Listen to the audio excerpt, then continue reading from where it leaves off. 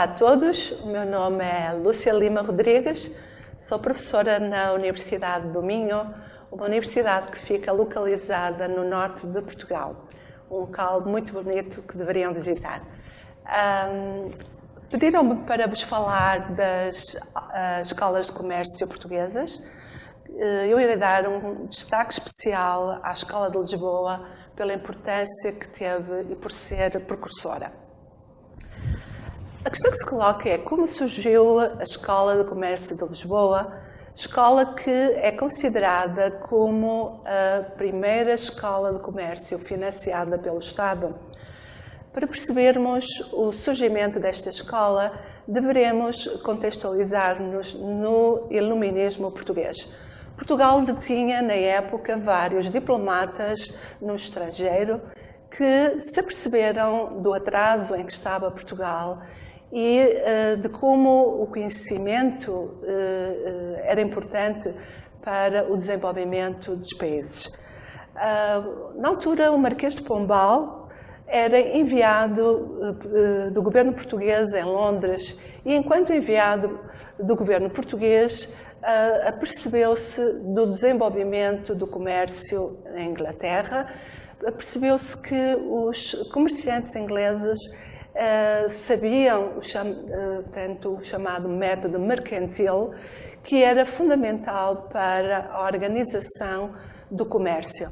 Lá teve a oportunidade de contactar com academias de literatura, de comércio, de artes e desenvolveu capacidades que foram cruciais para, mais tarde, em primeiro-ministro de Portugal, desenvolver também Portugal.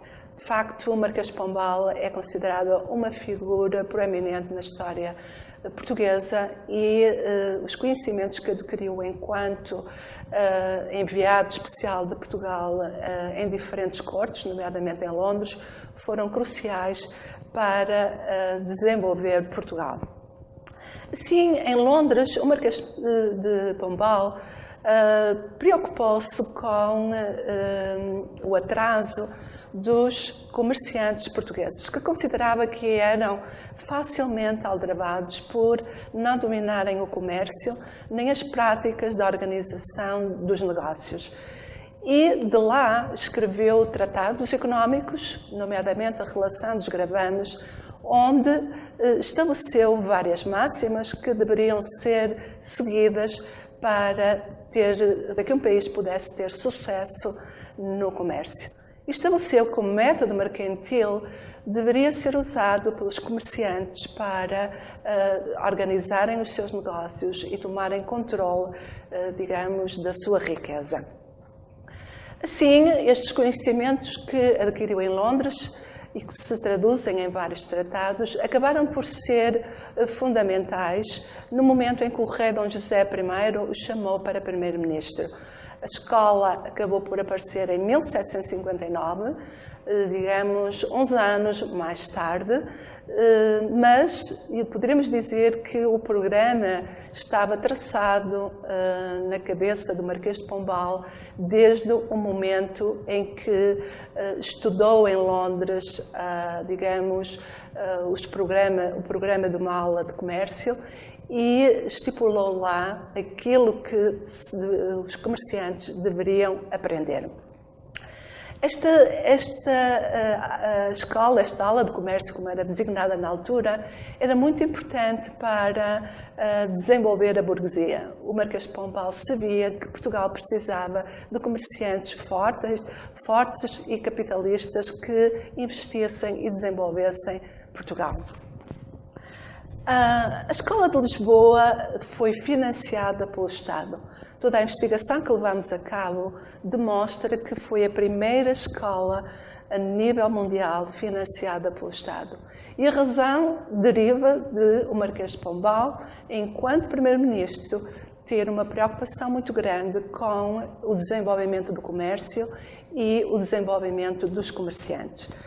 Mais tarde, outras escolas apareceram na Europa, o que significa que, idênticas a estas, o que significa que esta escola acabou por servir de exemplo a outras escolas que apareceram, nomeadamente em Espanha e em França.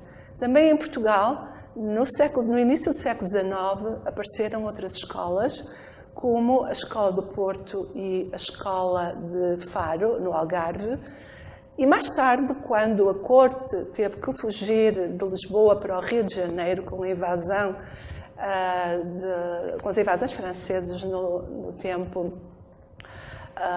de 1808, por volta de 1808 e 1809, portanto, a corte portuguesa teve que se deslocar de Lisboa para o Brasil. Aí também foram implementadas escolas de comércio similares às existentes em Portugal. Como é que funcionava a escola em Lisboa? E devo dizer-vos que ao falarmos da escola de Lisboa, falamos das outras escolas, porque as outras escolas tinham estatutos similares ou mesmo iguais, similares aos estatutos da escola de Lisboa. Para poder ter acesso às aulas na escola de Lisboa, o aluno deveria ser filho de comerciante. Deveria ter mais de 14 anos e deveria saber ler e escrever bem. Deveria também saber um pouco de matemática. O programa era um programa lecionado em 3 anos. O primeiro ano era dedicado à álgebra, à geometria, à matemática. Estas matérias eram consideradas fundamentais, portanto, a matemática era considerada fundamental para o comércio. E porquê? Porque muito do que se estudava no segundo ano, de comércio, câmbios, seguros, era o que hoje se estuda ao nível da matemática financeira, ou seja, matemática aplicada ao comércio e aos negócios. O terceiro ano era dedicado ao método mercantil, ou seja, um método que começou a difundir-se na Europa de forma rápida no século XV, mas que no século XVIII ainda estava muito atrasado em Portugal. Muito poucos negócios usavam um método mercantil, ou, se quisermos, um método da partida dobrada.